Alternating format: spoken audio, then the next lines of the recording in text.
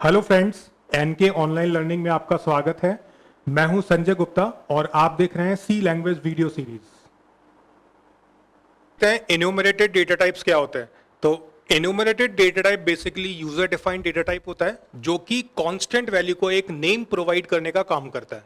ठीक है, तो पहले एक सिंपल से एग्जांपल देखते हैं जिसके थ्रू आपको समझ में आएगा कि इनम बेसिकली बनता कैसे। तो इनम एक कीवर्ड होता है। ठीक है, इनम के थ्रू हम एक नेम यहां मेंशन करेंगे जो कि इनम को रिप्रेजेंट करने का काम करेगा कि इनम बेसिकली किस नाम से बना है। देन कर्ली ब्रेसेस के अंदर आप उसकी वैल्यूज डिफाइन करेंगे। For example Monday, Tuesday, Wednesday, Thursday, Friday, Saturday and Sunday, right. And उसको क्लोज करेंगे और बाद में आपको यूज करना है सेमीकोलन। तो ये बेसिकली कांस्टेंट वैल्यूज बनी है।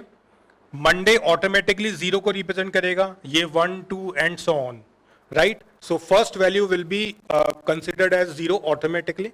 अब अगर आपको इनम यूज करना है तो आप क्या करेंगे, वीक डे के थ्रू वेरिएबल्स क्रिएट कर देंगे। For example day 1, day 2, so these are variables. अब अगर आप चाहें तो आप लिख सकते हैं डे 1 इक्वल्स टू मंडे।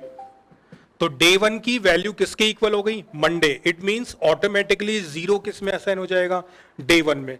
तो अगर आप डे 1 को स्क्रीन पर प्रिंट कराते हैं या कहीं भी इफ एल्स कंडीशन में यूज करते हैं तो ये क्या वैल्यू प्रोवाइड करेगा, 0। तो इस तरीके से हमने 0 के प्लेस पर एक नेम यूज कर लिया, दैट इज थ्रू इनम।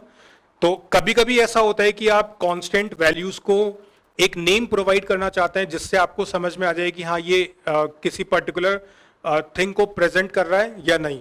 तो इसी एग्जांपल को अगर हम और रिलेट करें किसी दूसरे एग्जांपल से, सो इनम कंडीशन, और इसमें मैंने लिखा फॉल्स और ट्रू। तो अब फॉल्स 0 को रिप्रेजेंट करेगा और ट्रू 1 को रिप्रेजेंट करेगा, राइट। तो आपको पहले से मालूम है कि प्रोग्रामिंग में 0 फॉल्स को रिप्रेजेंट करता है और 1 ट्रू को रिप्रेजेंट करता है, राइट। तो अब अगर आप पूरे प्रोग्राम के अंदर कहीं भी इफ कंडीशन लिखते हैं, फॉर एग्जांपल मुझे नंबर को कंपेयर करना है 0 से, तो मैं 0 के प्लेस पर क्या यूज कर सकता हूं, फॉल्स। और आप चाहें तो आप इसका एक वेरिएबल भी बना सकते हैं। सो फॉर एग्जांपल आप लिख सकते हैं कंडीशन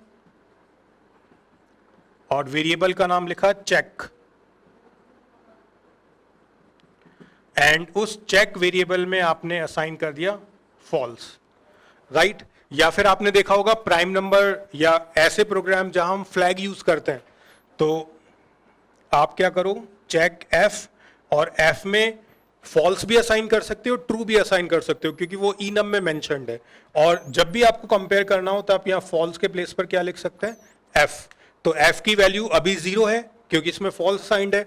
अगर आप ट्रू असाइन करेंगे तो एफ की वैल्यू 1 हो जाएगी। तो इस तरीके से आप जो इनम के अंदर वैल्यूज हैं उनको डायरेक्टली भी यूज कर सकते हैं या फिर उनको किसी और वेरिएबल में असाइन करके भी यूज कर सकते हैं। बस हमेशा ध्यान रखें कि ये एज अ कांस्टेंट काम आती है और इनकी वैल्यू हमेशा 0 से स्टार्ट होती है।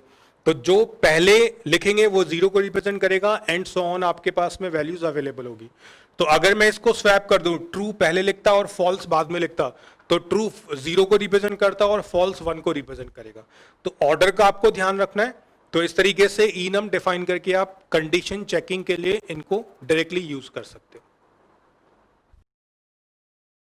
देखते हैं स्टोरेज लोकेशंस क्या होती हैं। तो आपने वेरिएबल्स डिक्लेयर किए होंगे, इन टाइप, फ्लोट टाइप, कैर, लॉन्ग, डबल।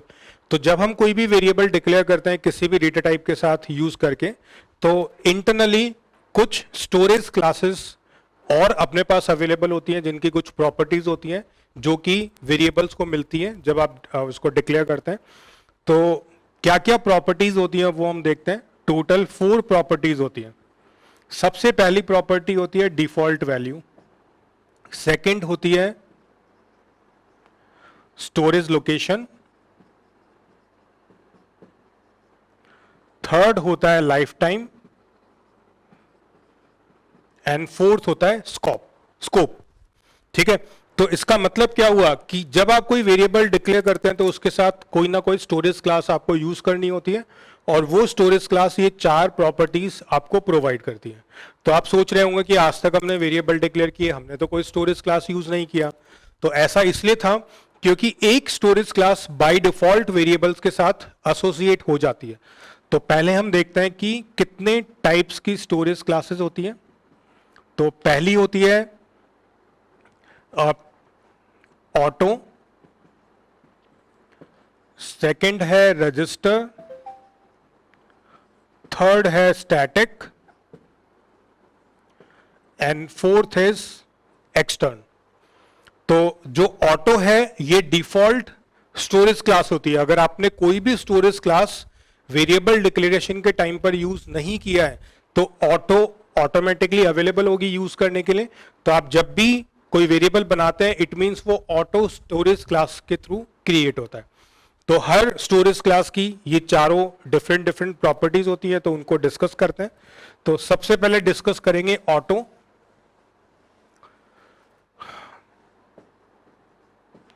तो default value garbage.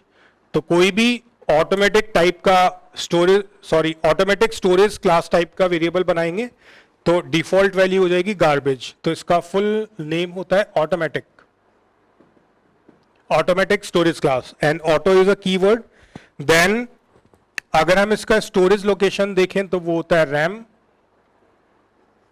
Then life time till the control remains in the block. तो ब्लॉक का मतलब है यहां पर फंक्शन से कि एक फंक्शन के अंदर जब तक आपका कंट्रोल है तब तक आप उसकी वैल्यू एक्सेस कर सकते हैं। जैसे ही कंट्रोल किसी दूसरे ब्लॉक में जाएगा तो उस वेरिएबल की वैल्यू आप एक्सेस नहीं कर पाएंगे। And last one is scope. So scope is local to the block. तो जिस ब्लॉक के अंदर आपने वेरिएबल को डिक्लेयर किया वो उसी में ही एक्सेस हो पाएगा, किसी दूसरे ब्लॉक में एक्सेस नहीं हो पाएगा। ठीक है, तो ये 4 प्रॉपर्टीज होती है इस स्टोरेज क्लास की। तो अगर आप लिखते हैं इंट ए और कोई स्टोरेज क्लास आपने एसोसिएट नहीं किया तो ये ऑटोमेटिकली ऑटो को यूज कर रहा है, या फिर आप ऐसे भी लिख सकते हैं। So this is a keyword which is for automatic storage class। तो दोनों का मीनिंग सेम है, आप ऑटो यूज नहीं करें या करें एक ही बात है, बट इन चारों प्रॉपर्टीज का आपको ध्यान रखना है। Now next one is register. तो ऑटो के बाद अगर हम दूसरी स्टोरेज क्लास देखें तो वो है रजिस्टर। उसमें सिर्फ एक चेंज होगा कि जो रैम था उसके प्लेस पर स्टोरेज लोकेशन होगा सीपीयू रजिस्टर्स। तो रजिस्टर टाइप का कोई वेरिएबल है उसको मेमोरी सीपीयू में जो इंटरनल मेमोरी होती है वहां पर स्टोरेज लोकेशन मिलेगा जो कि फास्टेस्ट एक्सेस लोकेशन होता है। तो अगर किसी भी वेरिएबल को फास्टली एक्सेस करना है तो आप उसको रजिस्टर टाइप का डिक्लेयर कर सकते हैं इस तरीके से, register then space then int space A and register is a keyword. तो इस टाइप का वेरिएबल अगर आप डिक्लेयर करेंगे तो आपको ये चारों प्रॉपर्टीज मिलेंगी जिसमें से एक डिफरेंट है, बाकी तीनों ऑटोमेटिक स्टोरेज क्लास के सिमिलर है।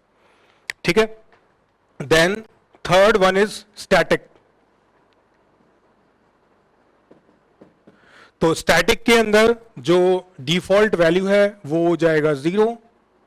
तो जब भी कोई स्टैटिक टाइप का वेरिएबल बनाएंगे तो वो ऑटोमेटिकली 0 से इनिशियलाइज होता है। स्टोरेज लोकेशन होगा RAM.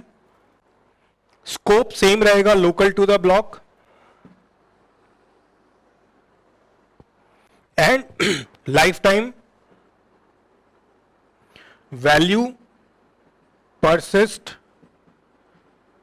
Between different function calls. So let's say एक फंक्शन में आपने स्टैटिक टाइप का एक वेरिएबल बनाया और उस फंक्शन को आपने एक से ज्यादा बार कॉल किया तो वेरिएबल तो उस फंक्शन में ही एक्सेसिबल होगा, बट अगर मैं उस फंक्शन को पहली बार कॉल करूंगा तो पहली बार कॉल होने के बाद जो भी उसकी लास्ट वैल्यू थी वो मुझे उस फंक्शन के सेकेंड कॉल पर अवेलेबल हो जाएगी। सो फॉर एग्जाम्पल मैंने एक फंक्शन बनाया f और उसमें मैंने एक स्टैटिक वेरिएबल डिक्लेयर किया इंट a। तो जब मैं इसको पहली बार कॉल करूंगा तो a में असाइन होगा 0 और लेट से मैंने कैलकुलेशन के बाद a में लास्ट वैल्यू छोड़ा 5। जब मैं इस फंक्शन को फिर से कॉल करूंगा तो अगली बार मुझे a में क्या मिलेगा 5, ठीक है। तो सेकेंड टाइम फंक्शन कॉल होगा तो आपको उसकी जो लास्ट वैल्यू थी 5 वो मिल जाएगी और आप उसको यूज कर सकते हैं। तो वैल्यू लॉस्ट नहीं होती है, it means value persist between different function calls, right. And scope local ही रहेगा, मतलब वेरिएबल इसी ब्लॉक में एक्सेस होगा, आप उसको आउटसाइड एक्सेस नहीं कर सकते। Now fourth one is extern.